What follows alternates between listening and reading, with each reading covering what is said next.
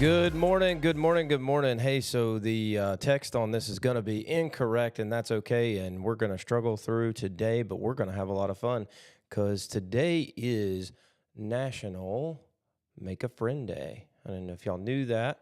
It's also a very familiar face's birthday that also is a friend. So we'll get to that here in just a little bit. Last night I was having just a random thought. I came up with a crazy political idea of how politicians win these days. I call it the consensus curve. I'll talk to y'all about that one day. Today is also National Spoiled Milk Day and Spilled Milk Day. And that is something we don't cry over. So, the National Day of Don't Cry Over Spilled Milk Day promotes a positive attitude, even when things might not be going your way. It's a day for looking on the bright side of things and then carrying that feeling with you every day after. Do not worry and do not stress over the little things. Life is too short to let little things bother you. So, the hashtag for today is hashtag Don't Cry Over Spilled Milk Day. If you get into a situation where you have a spilled milk situation, go ahead and put that hashtag out there and post it to the H2 Show page. As you know, I am Jeffrey, your host on the Drive at 5. It is obviously later than 5:30 because I have all kinds of technical difficulties in the morning, but that's okay. Here we are. We don't cry over spilled milk either, even if it's spilled batteries because we can't get our keyboard to work. In one of its oldest forms, the proverb was "no weeping for shed milk," as referenced by James Howell in 1659. The saying has evolved, but it still retains its original intent. There is no changing what is done. Crying over it serves no purpose.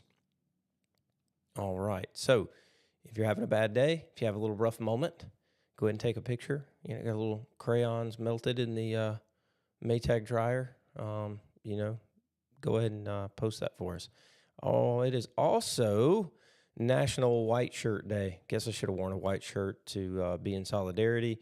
But National White Shirt Day is to commemorate a day of historic auto worker strike that was resolved on February 11th, 1937. As everybody probably knows, manufacturing provided a large part of our workforce in the early part of 20th century. When the 1929 stock market crash triggered the Great Depression, auto manufacturers laid off workers and cut costs. Back then, there weren't a lot of protections for workers, and GM was one that participated in this layoff, eliminating their most expensive models, stripped down the remaining models, and sped up production to a grueling pace. And as they hired workers back, they did so at lower pay and didn't consider seniority. So essentially, the companies had all the control at the time. In 1935, the Wagner Act allowed workers to legally organize and join labor unions, and by 1936, conditions reached a dangerous and fierce pace. Workers had organized before standing in picket lines, but that not only put their job at risk, but it put their life at risk. Sit-ins, though, created an opportunity to shut down the plant entirely without any replacement workers crossing the picket line. So on December 30th of 1936, GM workers took up residence in Flint, Michigan, body plant number 1. And after a plan to walk out was derailed, their sit-in lasted 44 days and brought production to a halt and impacted not just GM, but the entire auto industry. The strike helped the United Auto Workers Union become the sole bargaining agent for General Motors auto workers, and the observance is best known in Flint, Michigan, and other cities that have a GM auto plant. So again, that's National White Shirt Day. The other day, which I think is pretty exciting, is National Make a Friend Day. On February 11th, we observe National Make a Friend Day, and it's a fantastic opportunity to meet someone new and make a new friendship. Why are friendships important? The social structure that a friend will give you ultimately is your tribe. It's the one thing that keeps you sane when all other things seem to go bad. A good friend is somebody that you can lean on. I always love this poem. One day I'll read it or not really a poem, but kind of a meme slash motivational picture. And it's Winnie the Pooh and Piglet. And Piglet, is talking to Winnie, I believe it is, and he says, have you had a bad day? And Winnie's like, yeah, I guess I have. And Piglet says, you want to talk about it? And Winnie the Pooh's like, no, I don't think I want to talk about it. And then Piglet sits down next to Winnie the Pooh. And Winnie the Pooh's like, well, what do I'm not going to be much fun while you're sitting here. And Piglet says, I've had bad days too, and sometimes all you need is somebody to sit beside you. So I think when you're having a bad day, and sometimes when you're having a good day, what more joy is there than sharing in the success or the failure with a friend, right? Well, Helen Keller put it this way. She said, walking with a friend in the dark is better than walking alone in the light. A pretty powerful statement there coming from Helen Keller. In more fun news, it is also National Peppermint Patty Day. So let's talk about the history of the peppermint patty. The National Peppermint Patty is recognized as a treat enjoyed by millions around the world. On February 11th each year, sink your teeth into the minty chocolate sweet. The oldest commercially made mint patty or cake was made by the Quiggins family on the Isle of Man, an island located in the middle of the northern Irish Sea. They had been making the cake since 1840, but in 1880, four of the sons formed the Kendall Mint Cake Company. In the United States, as early as 1900, peppermint patties were made by regional confectionaries, companies such as the Idaho Candy Company, Trudeau's Candies, and Pearson's. Pearson's purchased Trudeau in 1951. Both were Minnesota companies.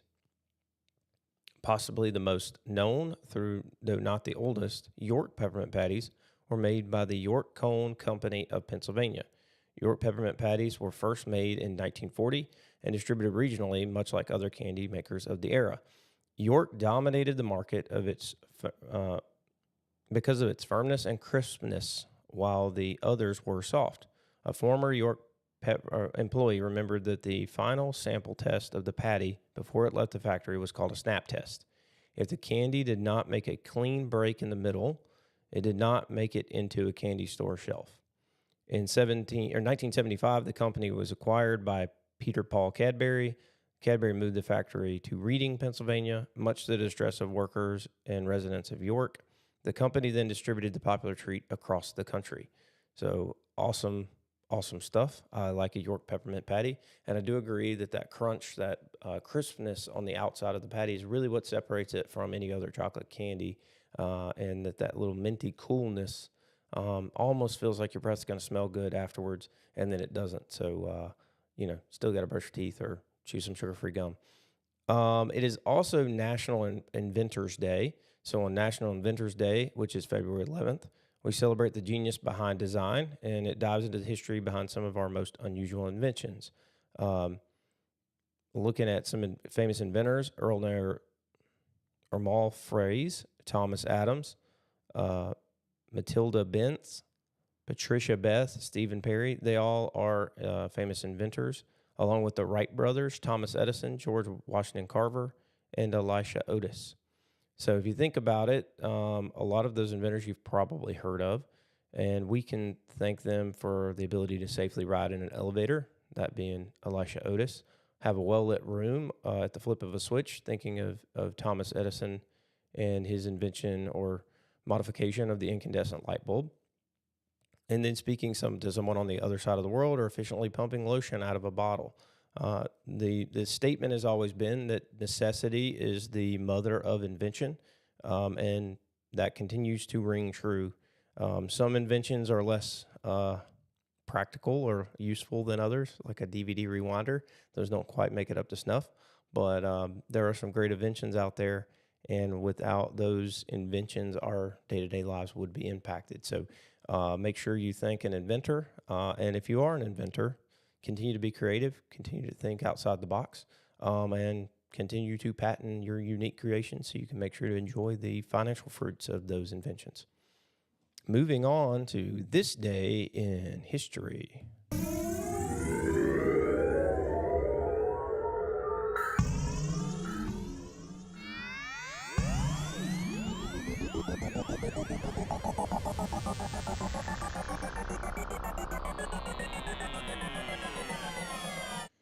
And here we flash back to this day in history. And this day in history, we celebrated in Japan. This day is celebrated in Japan as the founding date of the Japanese nation, which was because of the ascension to the throne of the first Emperor Jimmu in 600 BC. So pretty cool, the founding of Japan. and the celebration of basically the start of Japan. In other events, 1531, Henry the Eighth became the head of the Church of England. And the first hospital in 1752 was founded here in the U.S. in Pennsylvania.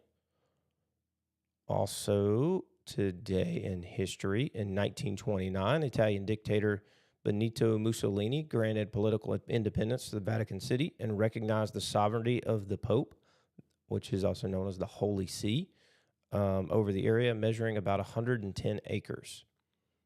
Let's see what else. In 1941, the first gold record was presented. In 1975, Margaret Thatcher became the first female leader of the British Conservative Party, and Thatcher won the general election in 1979, becoming the Prime Minister of the United Kingdom. I had one more I wanted to hit on here. Yep. In 1990, in South Africa, Nelson Mandela, at the age of 71, was released from prison after serving 27 years of a life sentence on charges of attempting to overthrow the apartheid government. In April 1994, he was elected president in the first all-race election.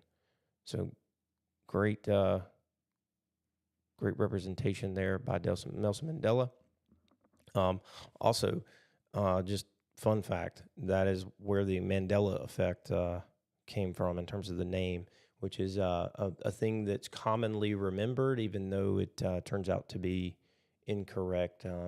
I think it was Shazam that we all remember as the movie with a genie played by Sinbad in the 90s, and it turned out it was like Kazam, or maybe it was Shazam, with Shaquille O'Neal. And I think the reason we all thought that was the case is Sinbad played in a movie called The First Kid that had a very similar VHS cover. Oh, wow, I just dated myself with a VHS cover. But I think the other thing that could be the case is maybe we are in the Matrix, like some people think we are, and AI is in there rewriting things in our brain. Who knows? But that is what's called the Mandela effect. Moving on to the birthdays. And I'm back coming at you here from a non-black and white camera. Birthdays today, 1847, Thomas Edison, an inventor, which is why this is Inventor's Day. Leslie Nielsen, a Canadian and American actor, and Manuel Noriega. Fun fact about that, Rick Ross and his Every Day I'm Hustling, when he says, I know real Noriega, he owed me 100 favors. That's who he's talking about, is Manuel Noriega, who was a Panamanian general and politician and a military leader of Panama, but he was also a very famous drug dealer moving cocaine. So there you go. What did he said he knows Pablo Noriega. Yeah, the real Noriega. He owed me 100 favors. That's it. Yep. Okay. Burt Reynolds. By the way, I didn't look that up. It just came back to me. Burt Reynolds was born in 1936. On this day, Sheryl Crow, who famously put your picture away, sat down and cried today, something like that. Maybe that wasn't her. Anyway, Sarah Palin, the politician from Alaska. And then no one told us life was going to be this way, but Jennifer Aniston was also born today, which is the reason we picked that GIF, or that GIF, however you say it, as our front cover for today's event. Taylor Lautner of the Twilight series. How odd is it that we, had that weird wolf boy that was imprinting on a baby, and it was just what a strange movie series there. Like Taylor Lautner, but weird. He was born in Grand Rapids, Michigan, to Deborah, a software company worker, and Daniel Lautner, a pilot for Midwest Airlines.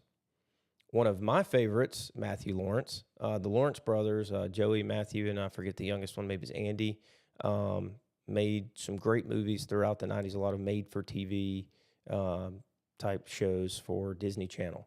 Brotherly Love was one. Another one was, well, obviously, Mrs. Doubtfire, Matthew Lawrence was in. And then Matthew was also in the later parts of Boy Meets World when they went to college. So loved that show and loved him as an actor and that whole group and dynamic there. Melissa and Joey is another great movie or TV show. If you are looking for something to watch with your wife or significant other, Melissa and Joey's a pretty good one to watch. Tina Louise, also of Gilligan's Island fame. She played Ginger. And that is it. Oh, sorry, Kelly Rowland of Destiny's Child. And then some local celebrities that I happen to be friends with, and hopefully nobody will get too upset with me, but Neil Ruby, happy birthday to him. And Brooke Tollison-Ivy, happy birthday to her. And then Tim Mobley, happy birthday to him as well. And Amy Bell, happy birthday to you as well. So, with that said, that's the birthdays. Let's transition. I want to go over some national news. And I'm going to fix something while we transition.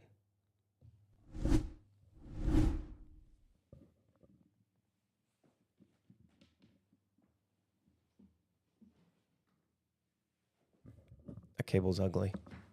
I don't like it being there. I'll edit this out at some point in the future.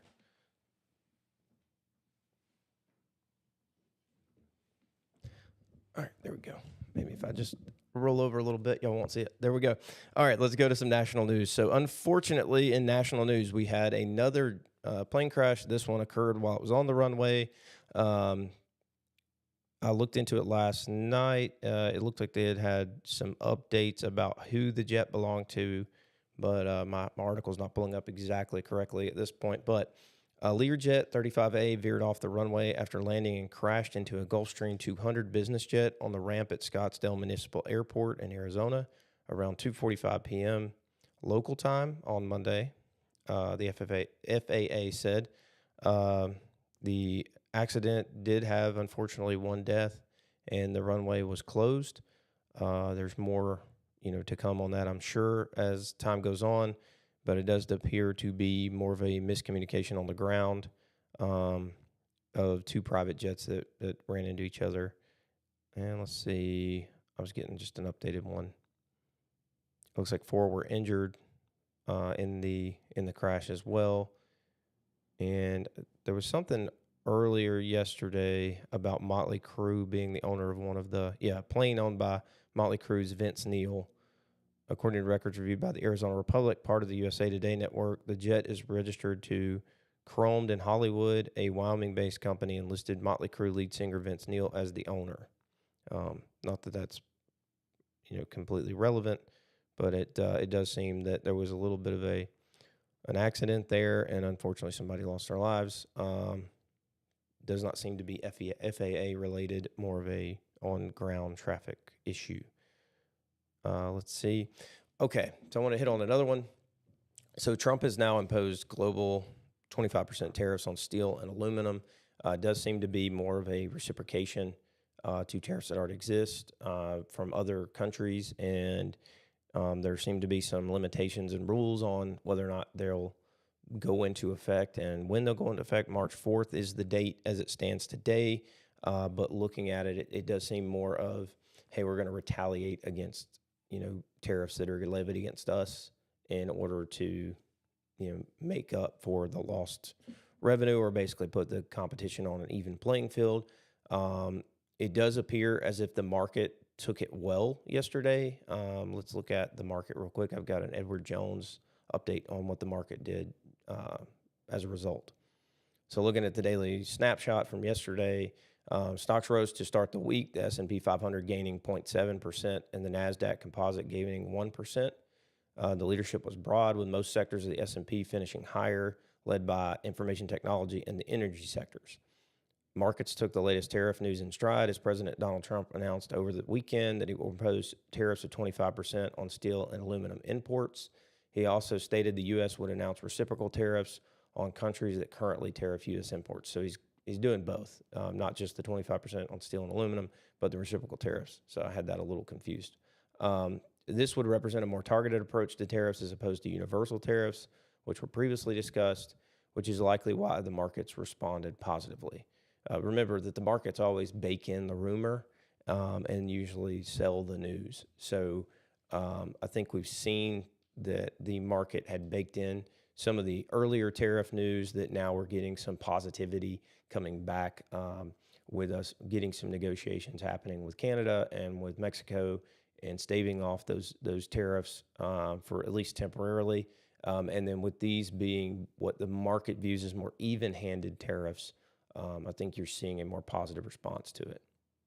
It does continue to remain uncertain what measures will ultimately be implemented. Overseas Asian markets finished higher overnight, while markets in Europe traded higher as well, following an improvement in the Eurozone Syntex Investor Confidence Survey. And bond yields were a little changed on the day, with 10% Treasury yield closing around 4.5%. There is some key inflation data that's coming up, and inflation and its impact on monetary policy will be in focus this week with the release on Wednesday of Consumer Price Index, the CPI inflation for January.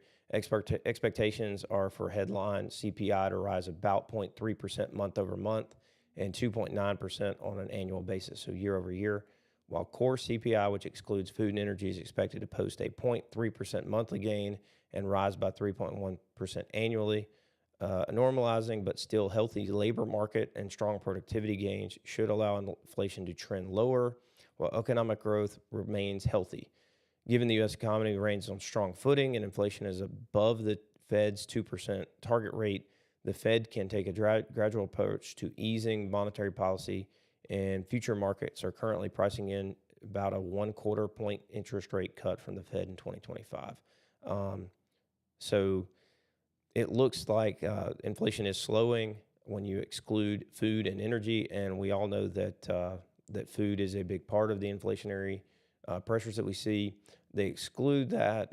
Some would say they exclude it because they're trying to spoof the numbers. Others would say that that they're excluding it in order to stabilize the numbers, being there's such wide swings in energy and food over time. So broadening leadership showcases the importance of diversification. Despite a volatile start to 2025, stock markets are well into positive territory year to date. S&P has risen higher by roughly 3.1% through today's close. So year to date, we still look good in the stock market. Looking into the drivers of the performance this year, they're seeing a broadening in leadership, with areas outside of mega cap technology stocks leading markets higher. Value stocks have written 4.5% year to date, while growth stocks have posted a 2.7% gain. So some of what we've talked about with DeepSeek and some of that impact on the stock market has obviously caused the growth stocks to really take a hit, specifically NVIDIA. You've seen Google take a little bit of a hit, with some postulating that the investment strategy of continuously spending billions of dollars to try to get the best chips and the best chipsets, and build out these data centers over time for Gemini and other AI projects may not be the best strategy. And you've seen Apple sort of be buoyed by that because it seems like they're taking a more even-handed approach. We'll see how that goes, but that is the market update for today. We'll go over to local news. In local news, the PlayPlace indoor chapter indoor playground is under new ownership. This is now the new owner is Lexi Manley. I'm looking for the Carrollton menu. I'm looking at the City Menus website. The PlayPlace is a must-visit destination for children age 0 to 7, with some adventurous older kids up to 10 enjoying the fun too. The indoor playground offers a unique learning-based playing environment perfect for families, daycare providers, and nannies looking for a safe and stimulating space for kids to explore. So if you've got kids in the 0 to 7 range, there is a new place or new owners at the PlayPlace, and you can follow them on social media or visit location, and it's at 1561 South US 27, Suite A2 in Carrollton. So awesome. It's hard to find places for kids to go and for you to feel safe for your kids to go. So one more opportunity for that. All right, let's go over to the verse of the day, because at the end of the day, we do have to close out at some point. I so enjoy our time together, and I know Today has been a lot of reading from my phone, and I apologize that I don't have more of this memorized. But I do like to give you the stories as best I can. All the news that's fit to print, as the New York Times likes to say. Hopefully, you're getting something out of this. So, as you know, we say it every day. We love you here at the H2 Show. We want you to continue to have a blessed and amazing life. And we think that even if you're a believer or not a believer, you can get something out of each of these verses we read every day. So we'll read from John 5:24, the NIV. Very truly I tell you, whoever hears my word and believes him who sent me has eternal life and will not be judged, but has crossed over from death to life. So this is the call for you to reconcile with Christ and to find a connection with him. I'm not going to go too deep into that, but it's a simple call that if you believe Christ was the Son of God and that he died for your sins and you're reconciled to him and then reconciled to God through him, then you have eternal life. So we will have that conversation probably on a Friday with a good friend of mine, Will, who may or may not be listening right now. It may be a Friday, might be a Thursday, but we'll have a discussion about that and get a little deeper into that. I did want to say an Irish blessing prayer over you today, and hopefully, you can go and take this and leave with some positivity. And remember, it is Make a Friend Day, so be a friend. You can make a friend by being a friend. The Irish blessing goes like this. May the road rise to meet you. May the wind be always at your back. May the sun shine upon your face and the rains fall soft upon your fields. And until we meet again, may God hold you in the palm of his hand. You're going to do great things because you've learned to do hard things. Keep after it. We know you'll do anything it takes to be successful. You woke up. The world doesn't stand a chance. Go out and be the best you can be. And at the show, we don't say goodbye. We'll say see you real soon, because at the end of the day, the day gotta end.